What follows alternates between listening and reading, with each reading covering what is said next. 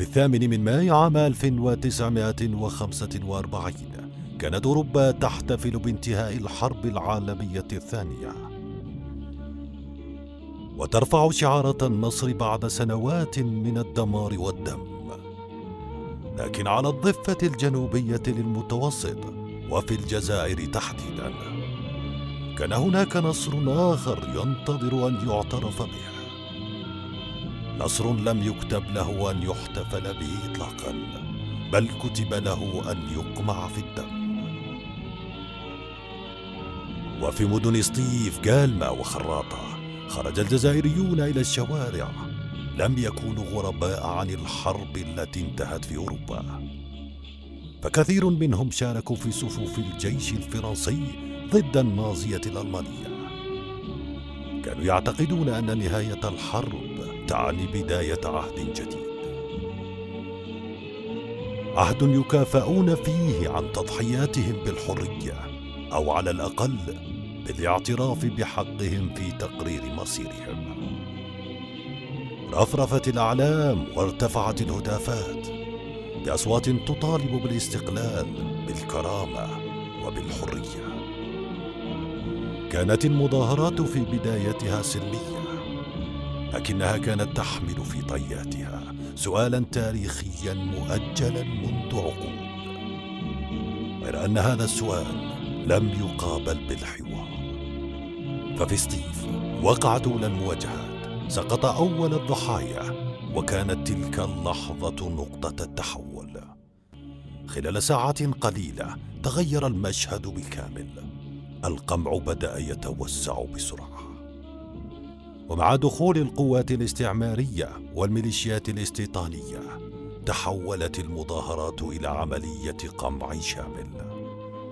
المدن حوصرت والقرى استهدفت، والسماء نفسها شهدت على قصف لم يميز بين مقاتل ومدني. لم يعد الأمر مجرد رد فعل أمني، بل حملة عنف واسعة النطاق امتدت إلى عدة مناطق. ففي قالمة تحولت الساحات إلى مشاهد موت جماعي، وفي خراطة لم تعد الجبال مجرد طبيعة صامتة، بل مسرحا لصرخات لا تزال الذاكرة تحتفظ بصداها. تعددت الشهادات واتفقت على الألم، ناس يسحبون من بيوتهم، أجساد تلقى في مقابر جماعية، وعائلات تمحى من السجلات والذاكرة في لحظات. الأرقام التي قدمها المؤرخون لاحقا اختلفت، لكنها جميعا تدور بين آلاف وعشرات الآلاف من الضحايا.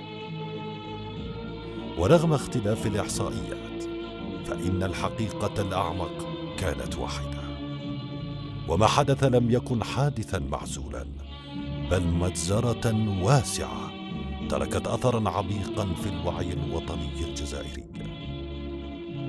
في ذلك الوقت كان العالم مشغولا بالاحتفال بنهاية الحرب في أوروبا، أما ما جرى في الجزائر فقد مر في صمت ثقيل، صمت السياسة وصمت الإعلام وصمت العدالة المؤجلة. لكن الصمت لم يكن نهاية القصة،